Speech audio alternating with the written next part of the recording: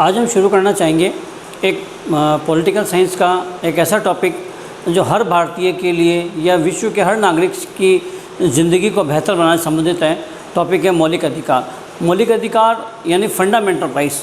Fundamental rights हर व्यक्ति के जीवन के, हम लोग कह सकते हैं कि एक चहुमुखी विकास के लिए, उसके बौद्धिक, उसके नैतिक, उसके आध्यात्मिक और उसके मानसिक विकास के लिए आवश्यक होता है मौलिक अधिकार। हमारा देश का जो संविधान बना, उसकी सभी सुंदरताओं में से एक बहुत महत्वपूर्ण सुंदरता कहा जा सकता है, वो है फंडामेंटल राइट्स। फंडामेंटल राइट्स जो हमारे देश के लिए बनाए गए, जो हमारे देश के संविधान में शामिल किए गए, तो उसके लिए सर्वप्रथम हम कह सकते हैं कि हमने विश्व में अगर हम अध्ययन करें तो ब्रिटेन जो है मौलिक अधिकारों की जननी कहा जाता है। इसलिए ब्रिटेन में मौलिक अधिकारों को कहा जाता है मैग्ना कार्टा, और जो भारत में मौलिक अधिकार है वो भारतीयों का मैग्ना कार्टा है। वहाँ ब्रिटेन में जो अधिकार पत्र, जो वहाँ के नागरिकों को जो अधिकार मिला, अधिकार पत्र मिला, उसको मैग्ना कार्टा कहा जाता है। इसलिए भारत के मौलिक अधिकारों को भी भारतीय मैग्ना कार्टा कहा जाता है। और हमने जो हमारे संविधान में मौलिक अधिकार लिए, वो हमने लिए अमेरिका से। तो भारत में मौलिक अधिकार अमेरिका से लिए गए हैं, जबकि ब्रिटेन जो है वो मौलिक अधिकारों की जननी है। देखिए दोस्तों, उसके बाद हम बात करेंगे कि मौलिक अधिकार, जब आपको पता है कि संविधान में प्रमुख समितियां थी, कुछ उप समितियां थी, 12 समितियां प्रमुख समितियां थी। तो 12 समितियों में सबसे जो मेन मौलिक अधिकार समिति थी, बहुत सी और परीक्षाओं में मौलिक अधिकार समिति का सवाल आता है। तो मौलिक अधिकार समिति किसके अधीन थी या कौन मौलिक अधिकार समिति के अध्यक्ष थे? तो सरदार वल्लभ भाई पटेल। मौलिक अधिकार से संबंधित संविधान सभा में 2 समितियों का निर्माण किया गया। जो संविधान निर्मात्री सभा थी, उसमें जो मुख्य समिति थी, उसके सरदार वल्लभ भाई पटेल उस समिति के प्रमुख थे या मुखिया थे, और हम अध्यक्ष भी कह सकते हैं। और उप समिति जो थी, तो जे.बी. कृपलानी भी, आपको ध्यान है, झंडा समिति के अध्यक्ष भी जे.बी. कृपलानी थे, और भी इन समितियों में पार्टिसिपेट किया, इन्होंने भागीदारी अपनी निभाई है। तो जे.बी. कृपलानी उप समिति के अध्यक्ष थे, और मुख्य समिति के जो अध्यक्ष थे वो सरदार वल्लभ भाई पटेल थे। ये 2 सवाल आते हैं, जननी ब्रिटेन और हमने लिया अमेरिका से। उसके बाद हम नेक्स्ट बात करेंगे, तो हम देखेंगे कि हमारे जो भारत के संविधान में मौलिक अधिकारों की जो बात है, वो अनुच्छेद 12 से 35 तक की गई है। 12 से 35 तक जो है वो मौलिक अधिकारों की बात की गई है। लेकिन जो नागरिकों के मौलिक अधिकार हैं, वो हम पढ़ते हैं 14 से 32 तक। भारतीय नागरिकों के बारे में जो मौलिक अधिकार है वो कहाँ से कहाँ तक पढ़ेंगे? 14 से 32 तक। तो ज़्यादा क्वेश्चन जो पुटअप होते हैं वो होते हैं 14 से 32 तक। तो उसमें हम लोग थोड़ा सा क्लासिफिकेशन करते हुए समझते हैं कि किस मौलिक अधिकार में कहाँ। फिर भी बता दूँ आपको, जैसे 12 जो है मौलिक अधिकार, जो अनुच्छेद 12 के तहत जो मौलिक अधिकार है, उसमें राज्य को परिभाषित किया है कि भारत एक राज्य है। और देखो, राज्य का मतलब पॉलिटिकल साइंस में राज्य का मतलब एक पूरा भूभाग, संपूर्ण भूभाग, जिस पर सरकार हो, संप्रभुता हो, किसी दूसरे डोमिनेंट पे स्थापित नहीं हो।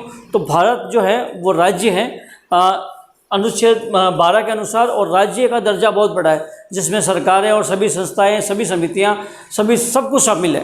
तो 12 परिभाषित किया गया है, जिसको हम डिटेल में नेक्स्ट क्लास से पढ़ेंगे। और 13 के अंदर मौलिक अधिकार की विधियां हैं कि मौलिक अधिकार का उल्लंघन करने पर क्या होगा, मौलिक अधिकार को अल्पीकरण कैसे किया जाता है। ये मौलिक अधिकार डिटेल जो है वो अनुच्छेद 13 में है। अब नागरिकों के मौलिक अधिकार की बात करें तो देखिए, भारत के मूल संविधान में, ध्यान रखिएगा, बहुत इंपॉर्टेंट बात है, भारत के मूल संविधान में 7 मौलिक अधिकार थे। वर्तमान में 6, आज 6 हैं, लेकिन कब एक जो है उसको हटाया गया, उसके बारे में हम चर्चा करेंगे। तो मूल संविधान में 7 मौलिक अधिकार थे, जिसके बारे में हम सबसे पहले पढ़ेंगे।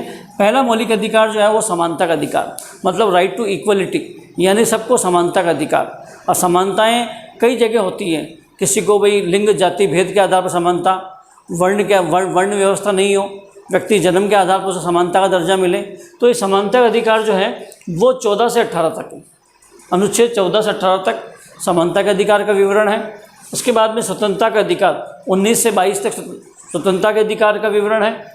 शोषण के विरुद्ध अधिकार, अगर किसी का शोषण हो रहा है तो किस प्रकार से शोषण शारीरिक भी हो सकता है और शोषण मानसिक भी हो सकता है। तो शोषण के विरुद्ध भी अधिकार अनुच्छेद 23 व 24 में। धार्मिक स्वतंत्रता का अधिकार, धार्मिक यानी रिलीजियस,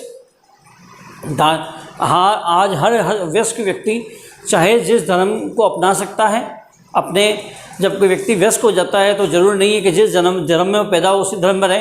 वो चाहे तो अपना धर्म परिवर्तन करके चेंज कर सकता है, अपना सकता है। उसको जिस धर्म में कंफर्ट लगे वो चाहे तो मंदिर जाए, मस्जिद जाए, गुरुद्वारा जाए, कहीं भी जाए।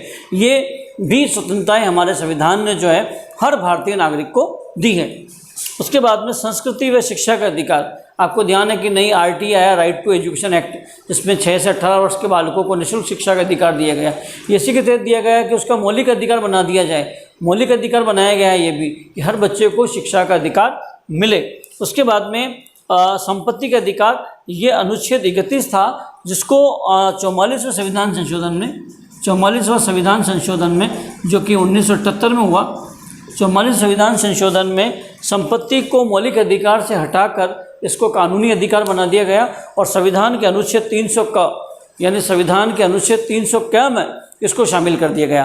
पहले मौलिक अधिकार था, लेकिन यहाँ से अब अनुच्छेद 31 को विलोपित कर दिया गया, मतलब हटा दिया गया और संविधान के अनुच्छेद 300 क में, जो कि भाग 12 में स्थित है, और वहाँ करके इसको जो है वो वर्तमान में संपत्ति का जो अधिकार है वो मौलिक अधिकार न होकर कानूनी अधिकार बना दिया गया है।